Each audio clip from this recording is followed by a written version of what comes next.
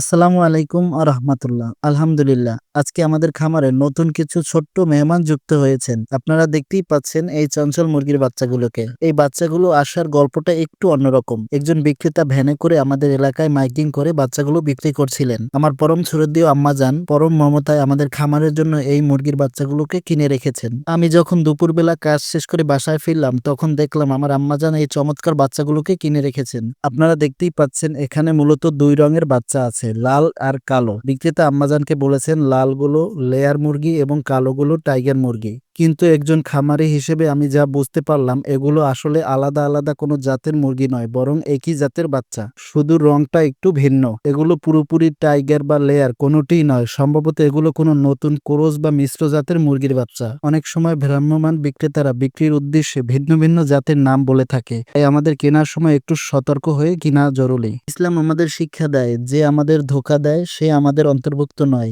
এই ব্যবসা বা যে কোনো কাজের ক্ষেত্রেই সততা এবং সঠিক জ্ঞান থাকা অত্যন্ত প্রয়োজনীয়। তো যাই হোক, এখানে আমরা মোট ১৫টি মুরগির বাচ্চা রেখেছি। আপনারা জানেন এই ছোট অবস্থায় বাচ্চাগুলোকে যদি সঠিকভাবে ব্রোডিং করা না হয় তবে এদেরকে বাঁচিয়ে রাখা খুবই কঠিন। কিন্তু সমস্যা হলো মাত্র ১৫টি বাচ্চার জন্য বড় কোনো বোর্ডিং সেটআপ তৈরি করা বেশ ঝামেলার এবং সময় সাপেক্ষ। ইসলাম আমাদের শিখিয়েছে যে কোনো প্রাণীকে যত্ন নেওয়া এবং তাদের কষ্ট লাঘব করা একটি সওয়াবের কাজ। তাই কম সংখ্যা হলেও এদেরকে অবহেলা করার সুযোগ নেই। আর এখানেই আমার আম্মাজান তার অভিজ্ঞতা বলে একটি চমৎকার বুদ্ধি কাজে লাগিয়েছেন। তিনি পুরো ব্রোডিং প্রক্রিয়াটিকে ঘরোয়া উপায়ে অনেক সুন্দরভাবে সমাধান করে দিয়েছেন। আমাদের খামারে কিছুদিন আগেই ২টি দেশি মুরগি ডিম ফুটিয়ে অনেকগুলো বাচ্চা বের করেছে। আম্মাজান এখানে দারুণ একটি বুদ্ধি করেছেন। তিনি একটি মুরগির সব বাচ্চা অন্য আরেকটি মুরগির সাথে দিয়ে দিয়েছেন, যাতে একটি মুরগি সব দেশি বাচ্চাগুলোকে দেখাশোনা করে, আর অন্য খালি যে দেশি মুরগিটি ছিল সেটির সাথে আমাদের এই আনা নতুন ১৫টি মুরগির বাচ্চা দিয়ে দিয়েছে। প্রথমে মুরগিটি এই অচেনা বাচ্চাগুলোকে দেখে কিছুটা দ্বিধাদ্বন্দ্বে ছিল,